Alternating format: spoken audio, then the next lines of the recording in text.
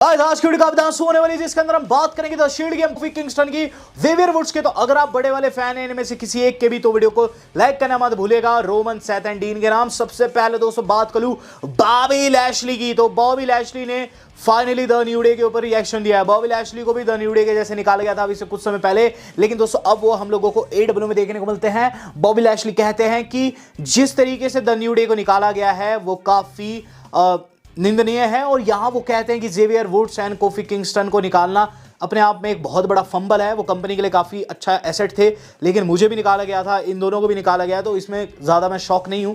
लेकिन हाँ, AEW वाले उन्हें बहुत अच्छा मौका दे सकते हैं। AEW वालों ने मुझे भी बहुत अच्छे से ट्रीट किया है, और ये AEW के लिए, टैग टीम डिवीजन के लिए बहुत ही अच्छा साबित हो सकता है। तो मैं उनके लिए सीधे सीधे कहता हूं कि AEW में आओ, और WWE जो है अब रहने की जगह नहीं रहेगी है। तो यहाँ दोस्तों उन्होंने WWE खिलाड़ियों को एक तरीके से न्योता दिया है AEW में, और बॉबी लैशली के साथ भी गलत हुआ था। आपको याद होगा अभी से कुछ समय पहले उस मोमेंट पर लैशली भी काफ़ी हॉट चल रहे थे जब उन्हें निकाला गया था। तो यहाँ दोस्तों उन्होंने Xavier Woods and Kofi Kingston को भी एक तरीके से इन्विटेशन भेज दिया है। देखते हैं क्या कुछ रहता है। इस बीच दोस्तों WWE वाले जानते हैं कि उनसे एक बड़ी गलती हुई है। उन्होंने ज़ेवियर वुड्स के सामने एक नई डील रखी है। दरअसल इस डील के अंतर्गत जो ज़ेवियर वुड्स है उनका जो चैनल रहेगा वो WWE के अधीन रहेगा। दरअसल दोस्तों ज़ेवियर वुड्स का एक चैनल है जिसमें वो गेमिंग करते हैं। WWE वाले चाहते हैं कि ज़ेवियर वुड्स तो रेसल ना करे, लेकिन उनका चैनल WWE सुपरस्टार्स को फीचर करता रहे। तो ऐसे में एक नई डील ज़ेवियर वुड्स के सामने रखी गई है, और अगर वो उस डील पर साइन करते हैं तो उन्हें एक मोटी रकम दी जाएगी, और उन्हें अपने चैनल पर WWE स्टार्स को प्रेजेंट करना होगा, और WWE सुपरस्टार्स को हाइप देनी होगी। लेकिन वो किसी दूसरी कंपनी में भी रेसल कर सकते हैं। तो क्या ज़ेवियर वुड्स को साइन करना चाहिए? मेरे हिसाब से नहीं। ज़ेवियर वुड्स को दोस्तों WWE वालों ने जिस तरीके से निकाला वो काफ़ी गलत है। दरअसल दोस्तों बताया जा रहा है कि कोफी किंगस्टन ज़ेवियर वुड्स का एक डील साइन हुआ था जिसमें एक बड़ी रकम इन्हें दी जा रही थी, लेकिन TKO वालों ने देखा कि ये उतना प्रॉफिट हमें नहीं दे रहे हैं, तो हम इनके डील में ही चेंज डालते हैं। जब चेंज की बात आई तो कोफी एंड ज़ेवियर ने कहा कि ये तो गद्दारी है, और WWE को छोड़ना सही समझा। तो मेरे हिसाब से ज़ेवियर को इस डील पर बिल्कुल भी साइन नहीं करना चाहिए। बात कर लूँ दोस्तों इससे अगली न्यूज़ की, तो गाइस इससे अगली न्यूज़ जुड़ी है एक ऐसे सुपरस्टार से जिसके बारे में मैंने आपको ऑलरेडी बता दिया था कि उसके साथ भी काफ़ी गलत हो रहा है, और इवन हो सकता है आगे जाकर उसे भी निकाल दिया जाए। तो LA नाइट के ऊपर दोस्तों न्यूज़ है। LA नाइट का दोस्तों बताया जा रहा है कि WWE के पास कोई भी प्लान नहीं है। बहुत कम ऐसा होता है कि WWE वाले एक इतने मेगा सुपरस्टार के लिए फंबल करते हुए नजर आए, लेकिन हो रहा है। दरअसल गंथर वर्सेस LA नाइट इस मूवमेंट पर राइवलरी होनी थी, लेकिन WWE को समझ नहीं आया कि गंथर का आगे क्या किया जाए। उन्होंने दोस्तों कोडी का भी कहीं ना कहीं मैच बनाना था, तो उन्होंने गंथर को उठाकर रॉ से सीधे स्मैकडाउन में भेज दिया, जहां गंथर वर्सेस LA नाइट जो राइवलरी हम लोगों को देखने को मिलनी थी थ्रू आउट दिस समर, वो दोस्तों कैंसिल हो गई। और गाइस बताया ये जा रहा है कि अब LA नाइट के लिए WWE के पास कोई भी प्लान नहीं है। तो गाइस सारी चीज़ें आपस में जुड़ रही है, मैं आपको ऑलरेडी बता चुका हूँ। बात करूंगा दोस्तों अपनी तीसरी अपडेट की। तीसरी अपडेट जुड़ी दोस्तों NXT के एक बड़े डेब्यू से, जो कि लास्ट वीक हुआ था। मैंने आपको बताया कि ईविल आ चुका है WWE में, लेकिन अब WWE में उसका नेम चेंज हो चुका है। नराकू इसका नाम है, अजीब सा नाम है नराकू, लेकिन स्टिल दोस्तों यही कहना होगा।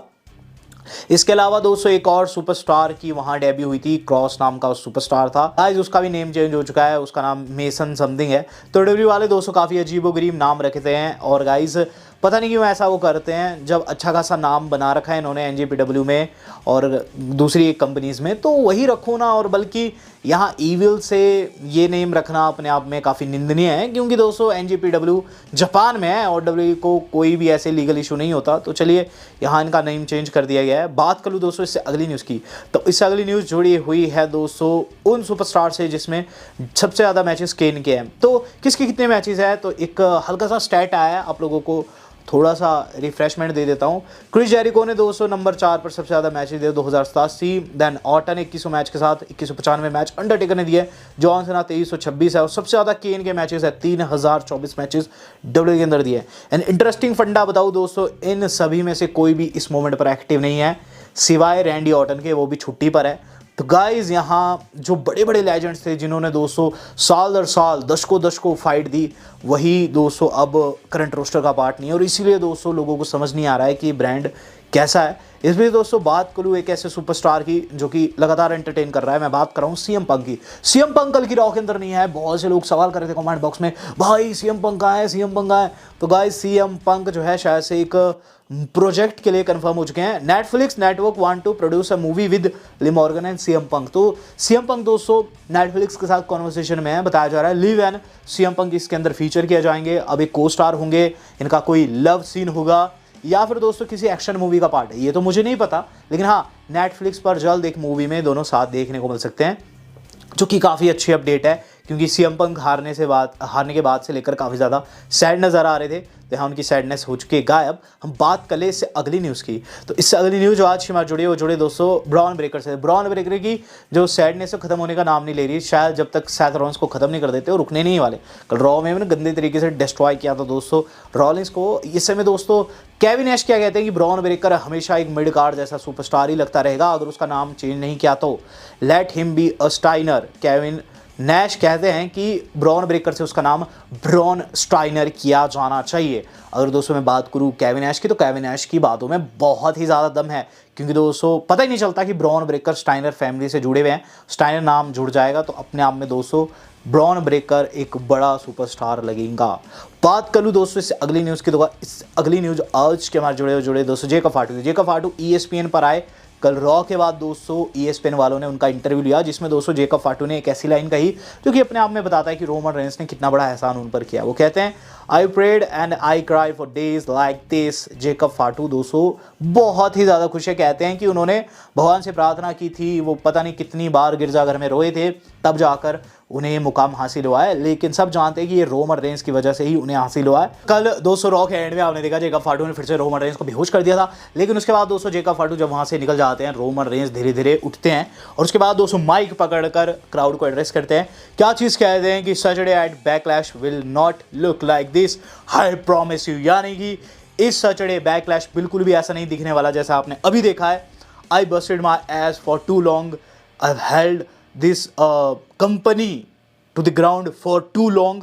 मैंने इस कंपनी को ज़मीन से जोड़ कर रखा है, इस कंपनी को अभी भी मैंने बनाए रखा हुआ है। और उसके बाद 200 लोग चिल्लाते हैं OTC, और वो कहते हैं कि ऐसे में आसानी से इस कंपनी को अपने हाथों से नहीं जाने देंगे। In Tampa that's where we have to hold it down, but here in Omaha this is where we realise it has happen. यानी कि टेम्पा में वो सब कुछ प्रूफ करने वाले हैं जो कि उन्होंने अभी भी कहा है। लेकिन यहाँ जो उनकी पिटाई उन्हें रियलाइज़ हो चुका है कि अब वो एक चीज़ करने वाले हैं। आगे वो कहते हैं at Backlash I am whooping Jacob's Fatu ass at Backlash and I will be champion and still. यहाँ दोस्तों उन्होंने साफ साफ कर दिया है कि जेकब फाटू को तोड़ने वाले, उन्होंने रियलाइज़ किया है कि जेकब फाटू उनका अब दुश्मन बन चुका है, भाई नहीं रहा है। और गाइस यहाँ कहीं ना कहीं जेकब फाटू की शामत आने वाली है। ट्राइबल चीफ एंड में ये चीज़ भी कहते हैं at Backlash you are looking at the head of the table and the tribal chief above all. यानी कि एट बैकलैश आप अपने हेड ऑफ द टेबल को सामने से देखोगे।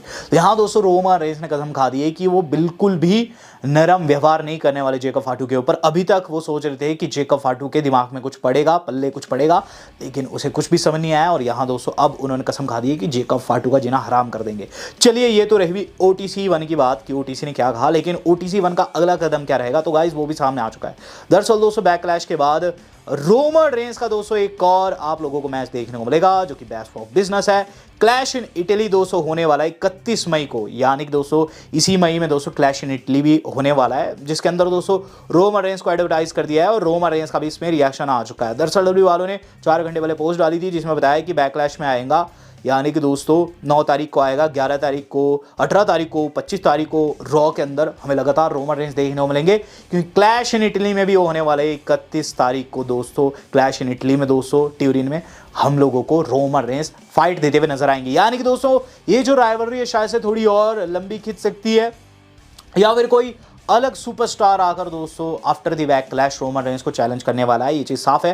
रोमन रेंस ने भी दोस्तों 1 वाला इमोजी लगाकर साफ कर दिया है कि हाँ यही चीज़ होने भी वाली है। प्लस बहुत से लोग सवाल कर रहे थे कि वो जून वाला सीन क्या है रोमन का, तो रोमन रेंस को दोस्तों जून में एडवर्टाइज़ किया गया और उसके बाद दोस्तों उन्हें एडवर्टीजमेंट से हटा दिया गया। तो बहुत से लोग कहने लगे कि रोमन रेंस शायद से जून में नहीं आने वाले, बट असली सिनारियो कुछ और है। दरअसल कुछ टेक्निकल फॉल्ट हो गया था, कुछ एरर हो गया था वेबसाइट के ऊपर, और उसकी वजह से दोस्तों डब्ल्यू वालों ने उन्हें जून के लिए भी एडवर्टाइज कर दिया था। लेकिन जब एरर सामने आया, जब चीज़ें वायरल होने लगी, तो उन्हें फिर दोस्तों वहाँ हटा दिया गया है जून से।